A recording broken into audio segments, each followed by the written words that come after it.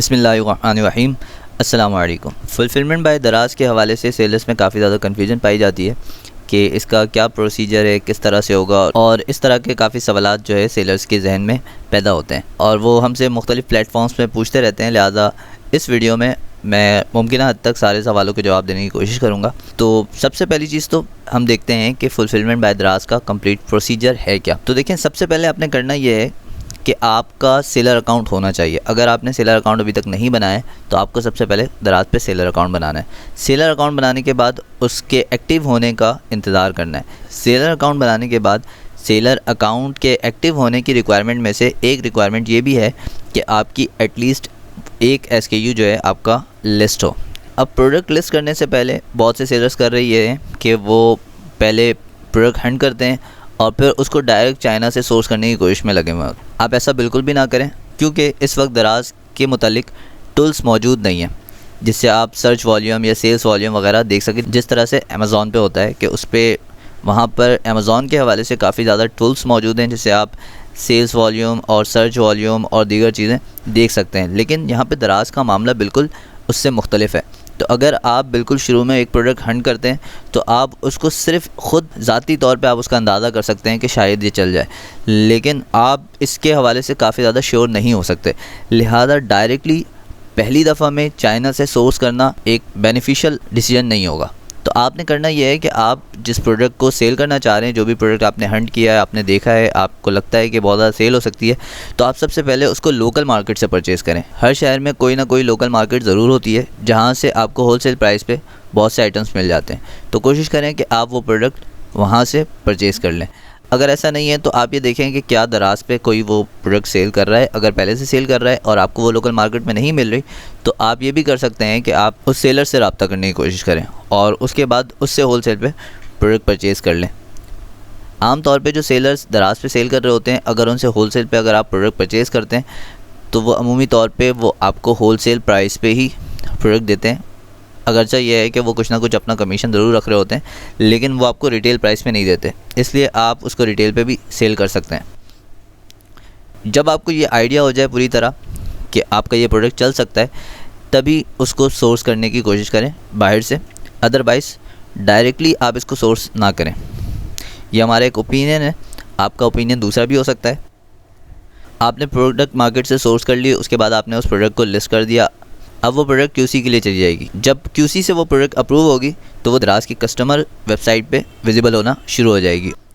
अब यहाँ पे सेलर से एक सवाल पूछते हैं कि हमें कितना अरसा लगेगा कि हमें कुछ ऑर्डर्स आना शुरू हों। तो यहाँ पे कोई अरसा की कोई गारंटी नहीं है, कोई ऐसा एस्टिमेटेड टूल हमारे पास मौजूद नहीं है जिसके ज़रिए से हम अंदाज़ा लगा सकें कि अगर आपने कोई प्रोडक्ट लिस्ट किया तो कितने दिन बाद ऑर्डर आए।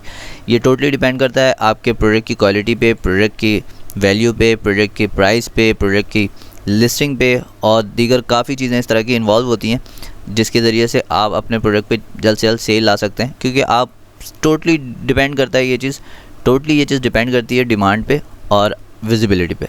अगर इस प्रोडक्ट की मार्केट में डिमांड भी है और आप किसी तरह इसकी विजिबिलिटी बढ़ा लेते हैं तो आपको ऑर्डर जल्द से जल्द मिल जाएंगे, अदरवाइज़ टाइम लगेगा और टाइम भी गारंटीड नहीं हो सकता, उसके बाद भी आपको सेल्स ना मिले। अब जो बहुत से सेलर्स न्यू आ रहे हैं दराज पर, उनकी कोशिश ये है कि वो दराज पे अपना सेलर अकाउंट बनाएं और सीधा FVD की तरफ चले जाएं, या वो दराज मॉल पे जाना चाह रहे हैं।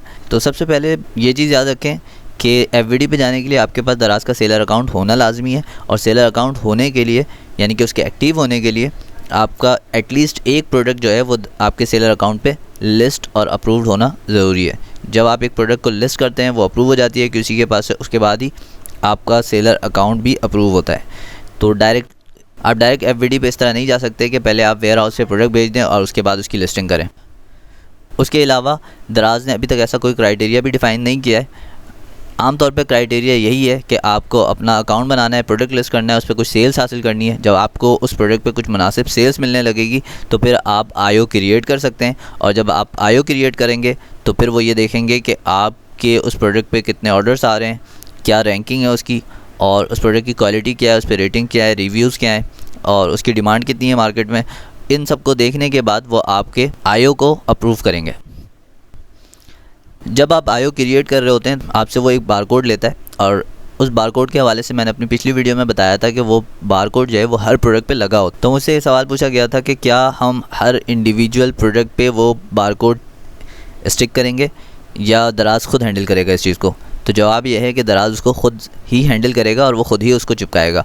उसके अलावा आईओ क्रिएट करते वक्त आपको शिपमेंट मेथड सेलेक्ट करना होता है, पिकअप या ड्रॉप ऑफ। पिकअप का भी ऑप्शन आपके पास मौजूद है कि दराज का नुमाइंदा आपसे आके प्रोडक्ट ले जाए, और ड्रॉप ऑफ यानी कि आप दराज के वेयर हाउस पे ड्रॉप ऑफ कर दें। जब आपने आईओ क्रिएट कर लिया, अब आपको इंतज़ार करना है कि आपका आईओ अप्रूव हो। आईओ अप्रूव होने के बाद प्रिंट का ऑप्शन आ जाता है। उस प्रिंट पे जब आप क्लिक करते हैं तो आपके सामने एक रिसीविंग लेबल खुलता है जो कि पीडीएफ में होता है। अब आपने जो प्रोडक्ट्स अपने भेजने हैं तो वो आपको बहुत ज़्यादा स्टॉक भेजना है, तो ऐसा नहीं है कि आपने उसको किसी ख़ास पैकेजिंग मटेरियल में पैक करना है या इस तरह का कोई सिनेरियो नहीं है। आपको जिस तरह सूटेबल लगे, जिस तरह वो जा सकता है, आप उसको उस तरह ले जाएँ। अगर आप ड्रॉप ऑफ के लिए लेकर जा रहे हैं तो आप उस शिपिंग लेबल को अपने साथ ले जाएँ और वहाँ पर उनसे सिग्नेचर ले लें। और इसी तरह अगर आपने पिकअप करवाया है तो आप उससे रिसीविंग पे सिग्नेचर ले लें। बस आपने वो सिग्नेचर लेना है, उसके अलावा और कुछ भी आपको स्टिक करने की ज़रूरत नहीं है। बस वो एक प्रिंट होगा रिसीविंग लेबल जिस पे आपको साइन चाहिए, जो कि एक तरह का कॉन्ट्रैक्ट है कि आपने ये प्रोडक्ट उनको इतनी क्वांटिटी में दिया है और उन्होंने वो एक्सेप्ट किया है। जब आपका प्रोडक्ट वेयर हाउस तक पहुँच जाएगा तो उसके बाद वो प्रोडक्ट जो है क्यूसी में चला जाएगा और क्यूसी में ये चेक होगा कि कोई प्रोडक्ट टूटा हुआ तो नहीं है, कोई चेंज तो नहीं है, कोई मिसिंग तो नहीं है, कोई चीज़ वगैरह वगैरह, ये सारी चीज़ें उसमें चेक होंगी और उसके बाद वो अप्रूव होंगी। जब वो अप्रूव हो जाएंगी तब आपका वो प्रोडक्ट एफवीडी के लिए सॉर्ट कर दिया जाएगा, यानी आपकी वो जो लिस्टिंग है वो एफवीडी पे आ जाएगी और फिर सारी हैंडलिंग जो है दराज खुद करेगा, जैसा कि फुलफिलमेंट बाय दराज के पार्सल के लिए वो करता है। तो ये बहुत से सवालों के जवाब थे। उम्मीद है आपको आपके सवाल का जवाब मिल गया होगा। मज़ीद अगर कोई सवाल अभी भी आपके जहन में है तो आप कमेंट सेक्शन में हमसे पूछ सकते हैं। मिलते हैं अगली वीडियो में, तब तक अपना ख्याल रखिएगा। अल्लाह हाफ़िज़।